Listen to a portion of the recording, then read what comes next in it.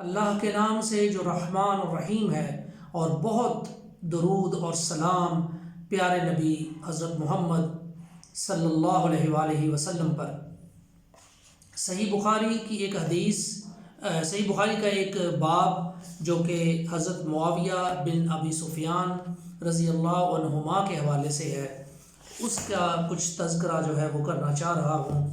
یہ صحیح بخاری ہے، مکتبہ اسلامیہ سے شائع شدہ، اور اس کا ترجمہ اور تشریح جو ہے وہ مولانا محمد داؤد راز نے کی ہے، اور اس کا مقدمہ جو ہے وہ حافظ زبیر علی عزئی نے لکھا ہے۔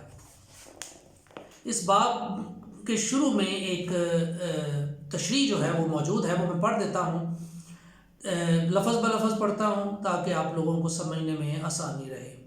تشریح: بڑوں کی لغزش۔ حضرت مولانا وحید الزمان رحمۃ اللہ علیہ کی خدمات سنہری حرفوں سے لکھنے کے قابل ہیں، مگر کوئی انسان بھول چوک سے معصوم نہیں ہے۔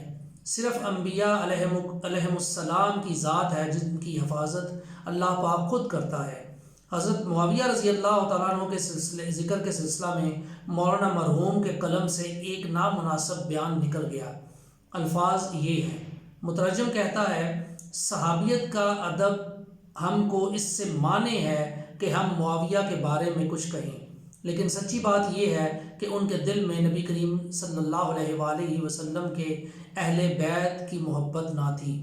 مختصراً دلوں کو، آگے وہ لکھتے ہیں، دلوں کو جاننے والا، یعنی کہ یہ تشریح میں مولانا محمد داؤد راز نے یہ لکھا ہے، دلوں کو جاننے والا صرف باری تعالیٰ ہے۔ حضرت معاویہ رضی اللہ تعالیٰ عنہ کے حق میں مرحوم کا یہ لکھنا مناسب نہ تھا۔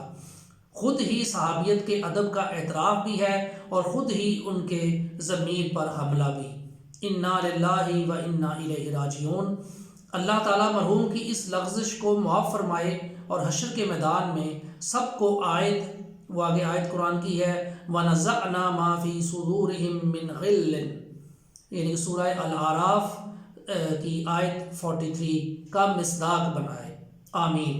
حضرت معاویہ رضی اللہ تعالیٰ عنہ حضرت ابو سفیان رضی اللہ تعالیٰ عنہ کے بیٹے ہیں، اور حضرت ابو سفیان رسول کریم صلی اللہ علیہ وآلہ وسلم کے چچا تھے۔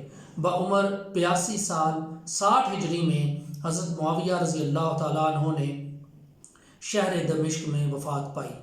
یہ اس کا آپ یہاں سے اس کو دیکھ سکتے ہیں، اسکرین شاٹ لے کر، یہ آپ اس کو آسانی کے ساتھ انشاءاللہ پڑھ سکیں گے۔